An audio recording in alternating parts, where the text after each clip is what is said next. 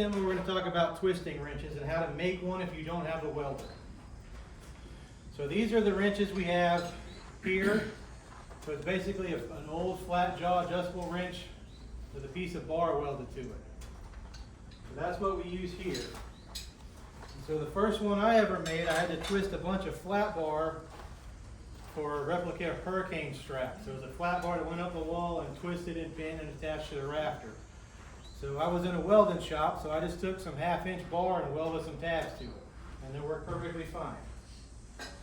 Now, a cheap way you can do it, if you can't find one of the old wrenches, buy a cheap adjustable wrench, weld a handle to it. I don't like these, the cheap ones.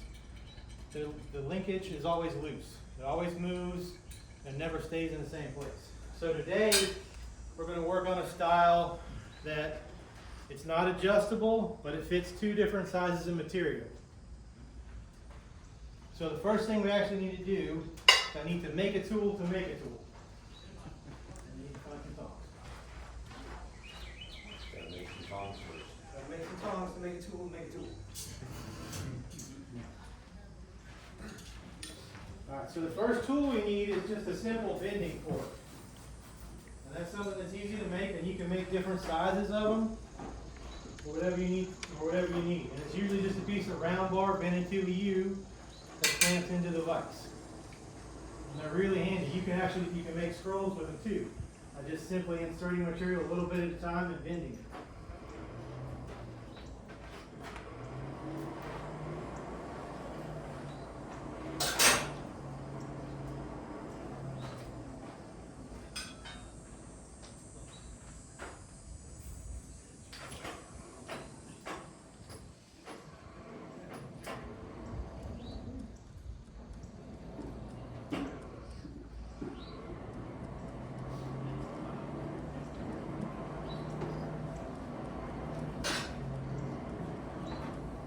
That heats up, I've got a piece of 1/2-inch square bar, 30 inches long, and I've put a center punch mark in the middle of it. That'll be my reference point for how to start this off.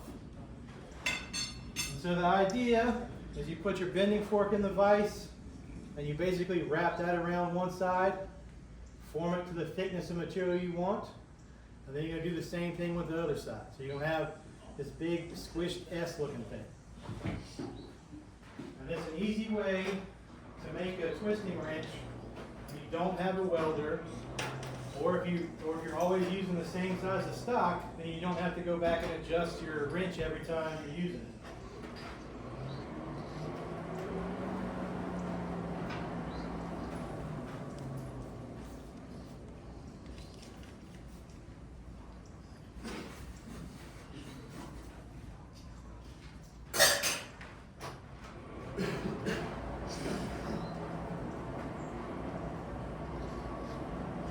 Tool and everything is all mild steel. All mild steel, yeah. The good thing about these is you can tweak them back. You use it so much it gets a little bit out of shape. You can just tweak it back into shape.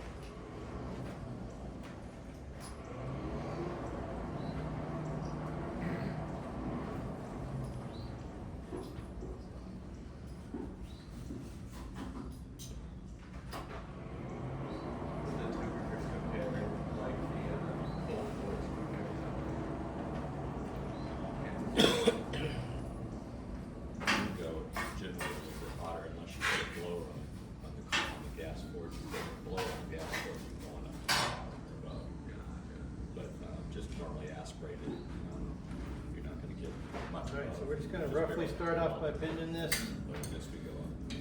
sort of in the middle.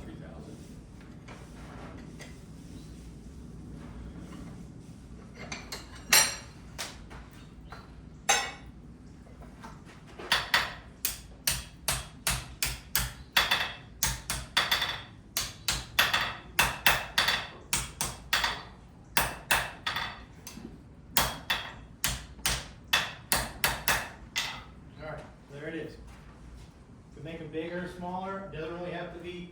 So the good thing about these is if you're making small hooks, like if you're making horseshoe hooks, horseshoe nail hooks or something like that, then you can fit the dimension between here for the size of the material you're using you have a perfect hook every time. So you can make 100 at a time, and they're all the same. Is there a reason you hit the anvil after you do a couple hits? For me, it's rhythm, part of it. So everybody's different. For me, it's rhythm. It's my thinking stroke. What's my next move? Yeah. It's the time to stay in rhythm. If you're turning something, like if I have to go this side to this side, then it's, you can go right back to it. So your arm stays in rhythm. Okay. So we'll set our bender fork in here. Then I'm going to heat this piece up in the center if I can get it in here. Yep. Right there in the center.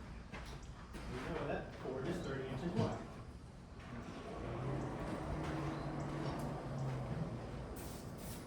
So I'm going to take the hot coal because that piece is so long I can't get it down into where I want in the fire. So I'll take coal and rake it over top of it, kind of make an oven. The gas forge, you just stick it in there.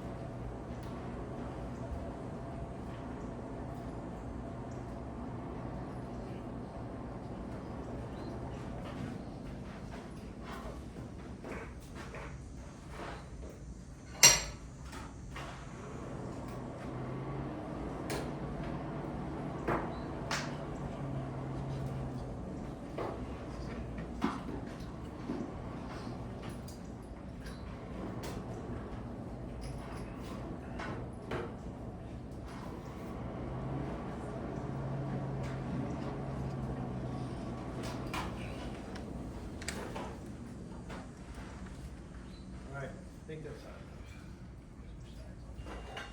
So I'm going to find my center mark. Good luck.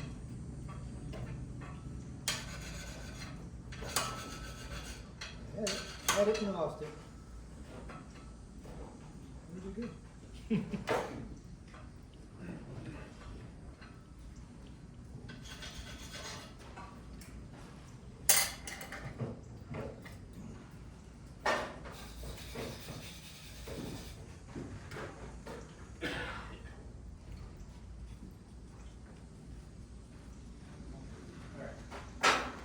Make that bigger.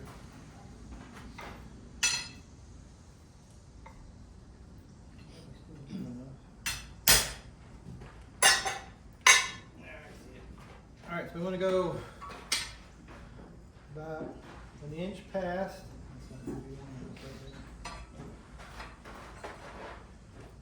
We're going to go about an inch past our center mark. And this is really cool, but I'm going to muscle this around. Alright, so there's our first bend.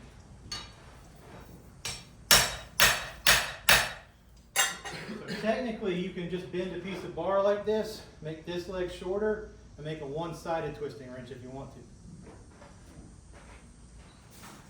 So we'll set that back in the fire, then we'll adjust that to the right size for that side.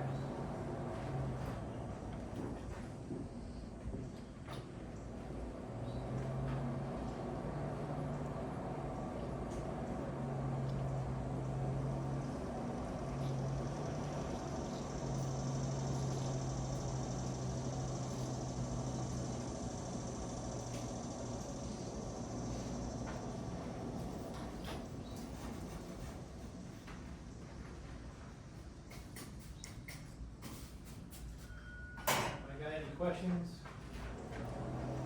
Think about blacksmithing in general. I'm really good at making up answers.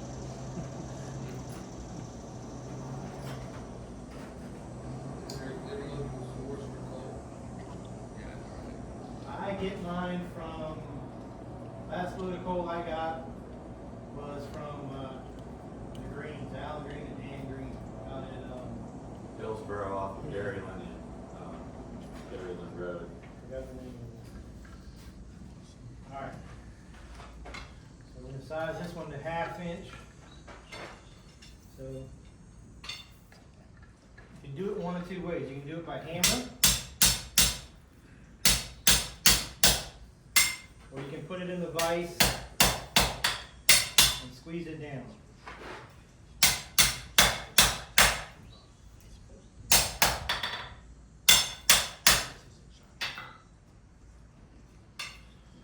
Alright, so that side is this side and that part is hot. Alright,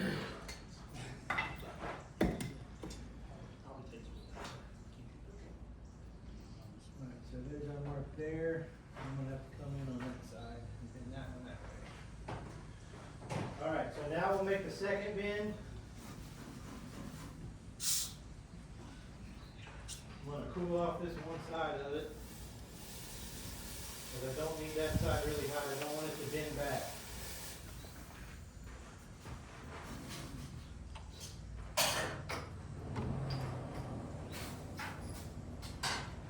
The second part is fitting the second side is tricky because you have to put both bars in there because you're basically hammering down on top of both ends.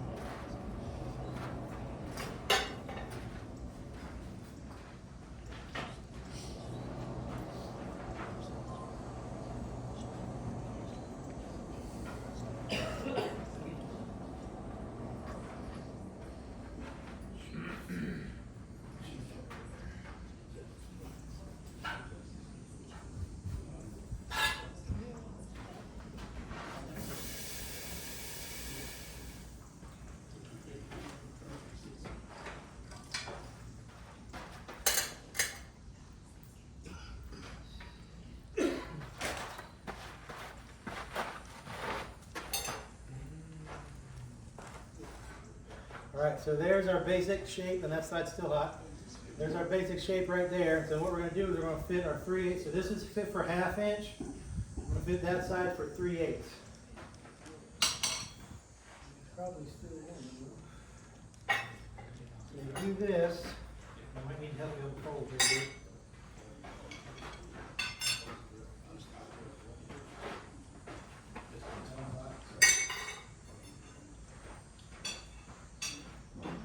Yeah, so I would do the bottom, and I would do it. Yeah.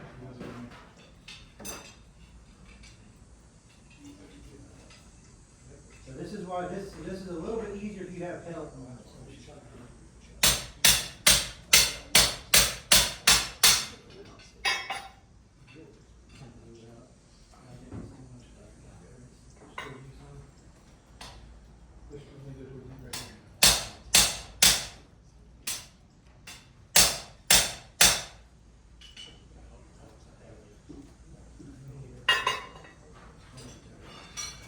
Alright, so we're getting, so it's a little bit tricky. That bar's a little bit too long. If you had a shorter bar, you'd probably do it with one person. But so you gotta see the idea where we're going, right?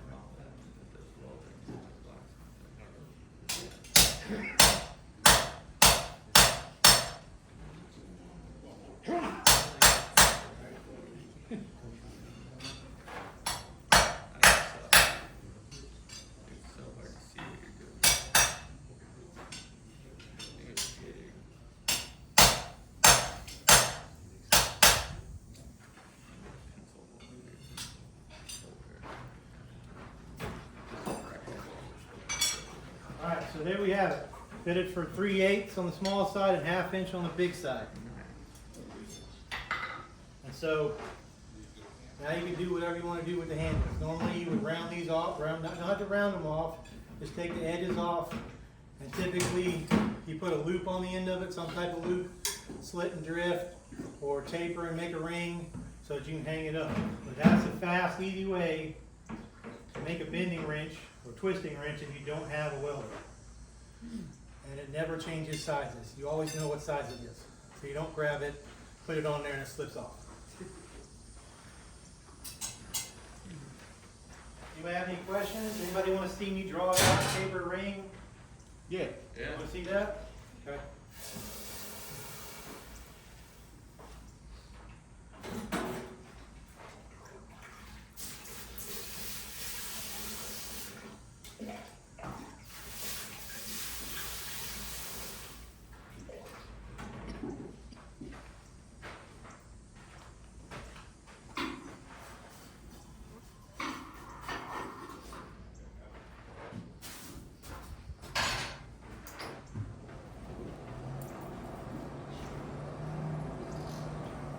What does taper ring? So you said? Draw it out, taper it, and then make a ring. Okay. So taper it and make a ring out of it. Okay.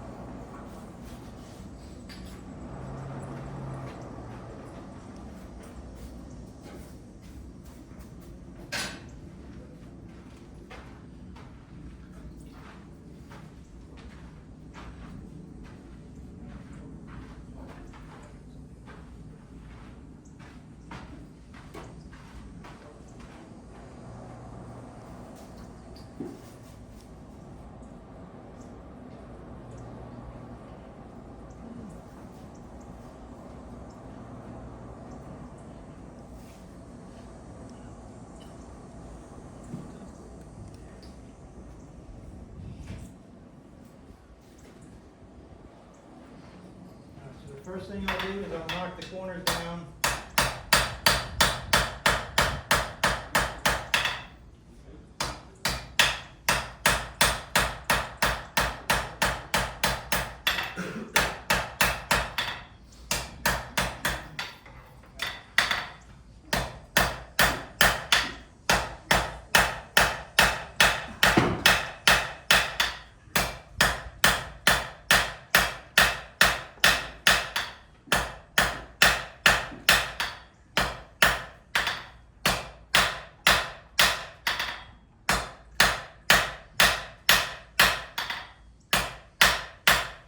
Start putting our point on it, and then one heat, maybe more, to get up the point I like on there, and then we'll start tapering it down.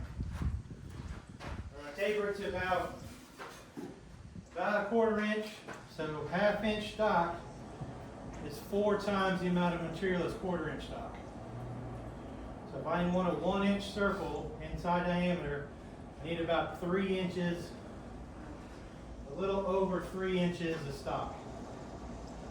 So I ought to be able to draw that out of 1 inch of cord.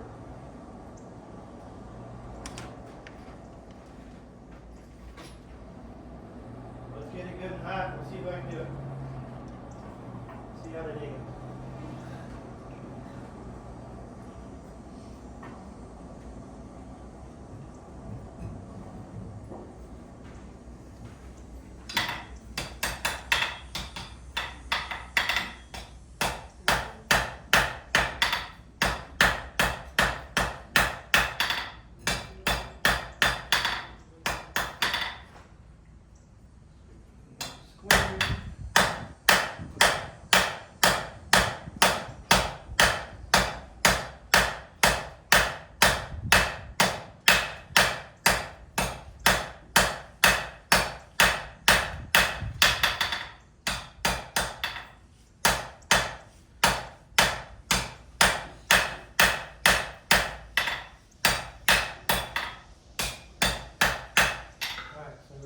getting started there, another heat or two. Feels like it's cold today, I don't know why. Maybe I didn't eat my weeds as much as I did.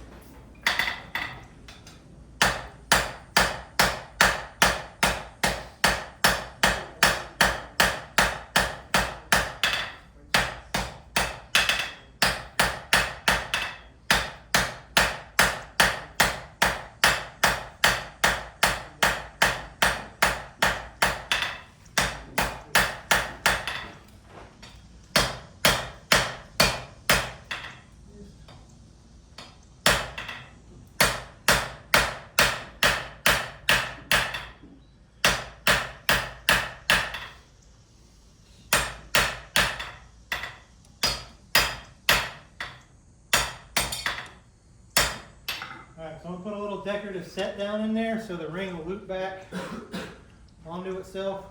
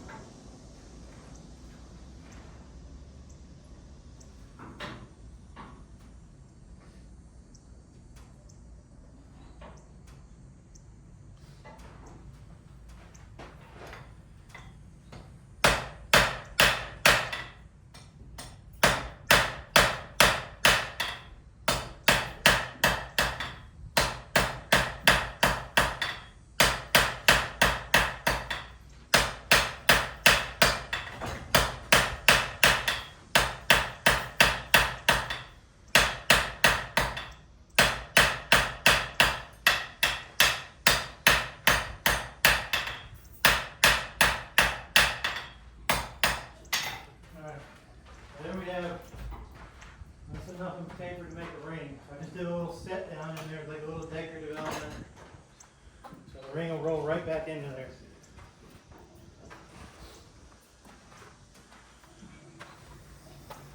So I'm going to draw it out. I'm going to thin out this portion a little bit more, and then we'll make the ring.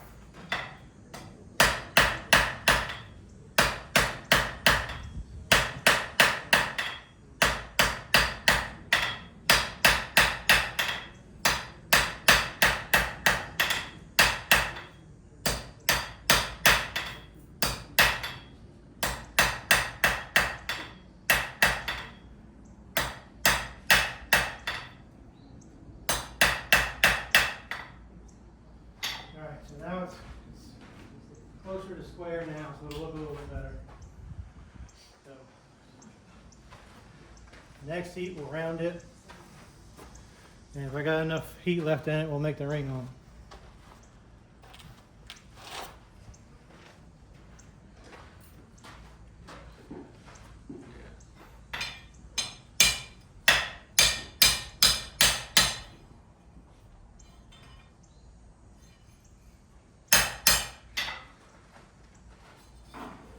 It's a tool, so you don't have to make it, you can make it as fancy or as plain as you want to.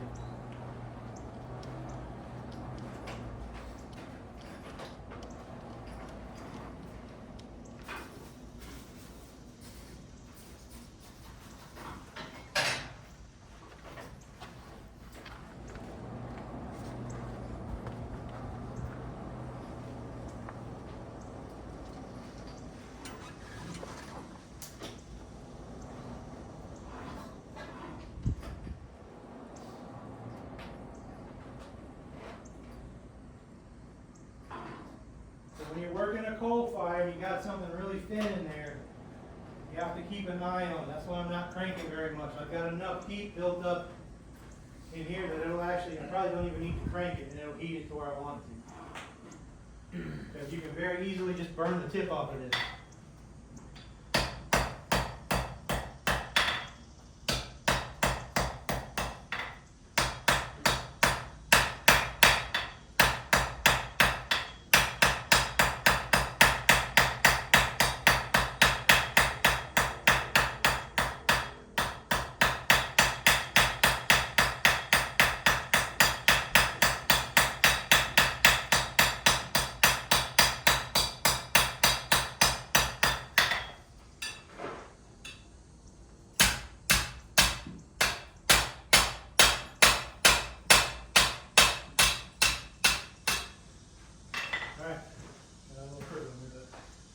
There we are, rounded. I put the first part of the loop in there.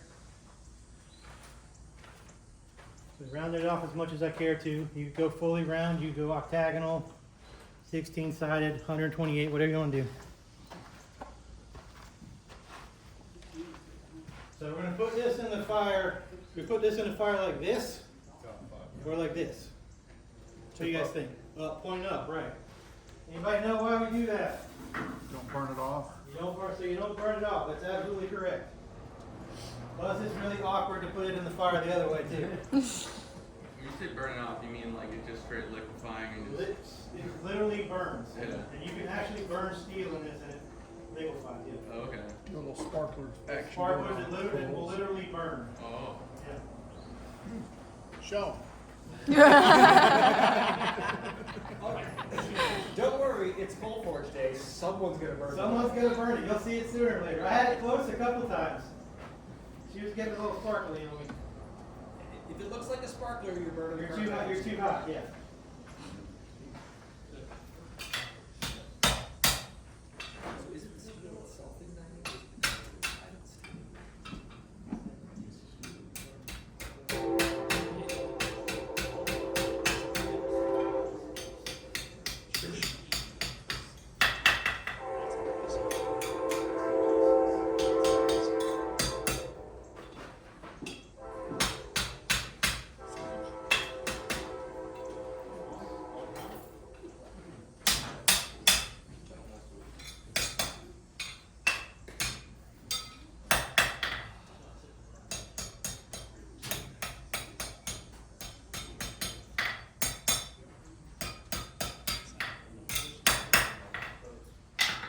Okay. There's our ring. Now you can hang it on the wall. Somebody doesn't want them with a scrap bucket, you go looking for it.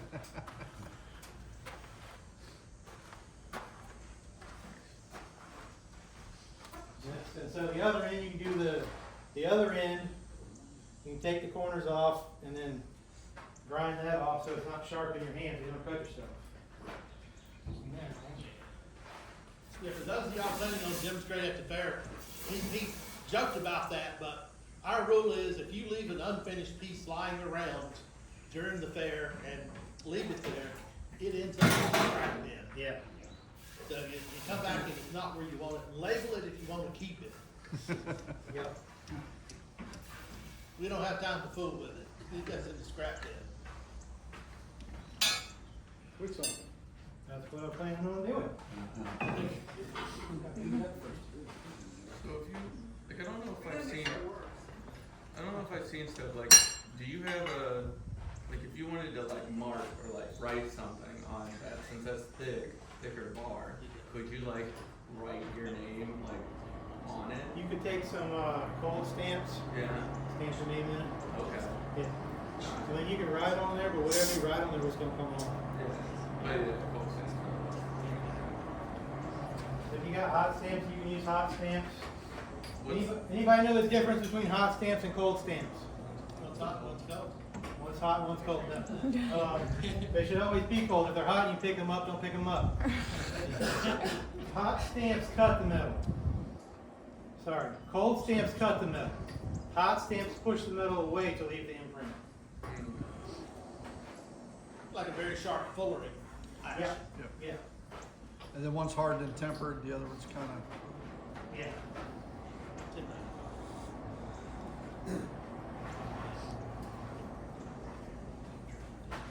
All right, let's see what his work today. when you use soapstones, it's temporary, put your name on it. Mm. Yeah. Same stuff they use for welding. Yeah. Yeah, same.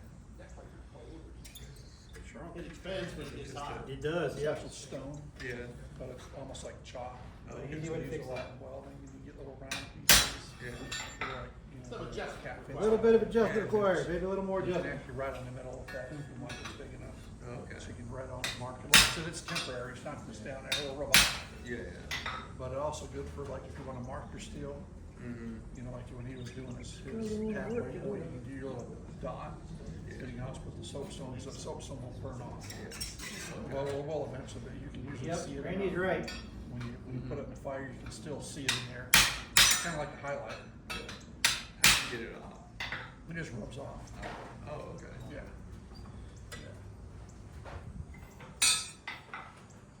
All right, a little adjustment. You get like, got a box. So Randy's right. So we should have had a little bit bigger stock.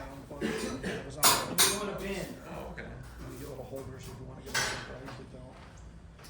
And then you can grind. But then if the stock is too big and you try to bend it with this wrench, it'll roll your corners off. It won't work. So we just need to open it up a This is little your bit. sandpaper. Get a little sharp edge on it so you can find stuff.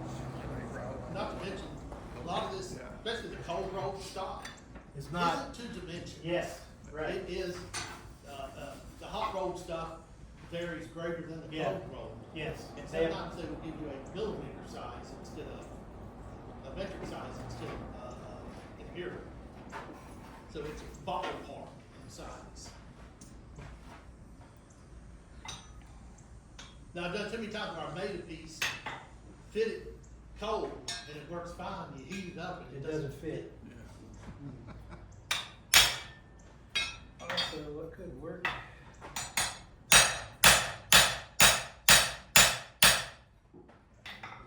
probably works.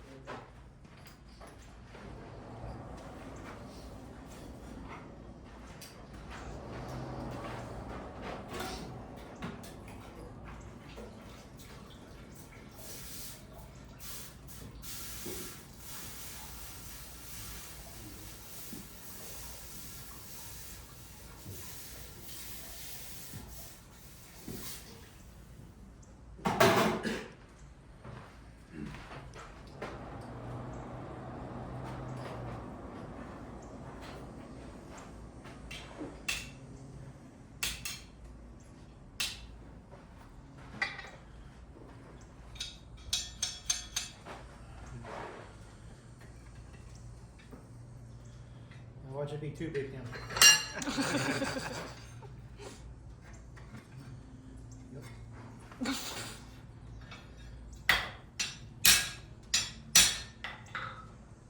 So it's a little fiddly, but there we go.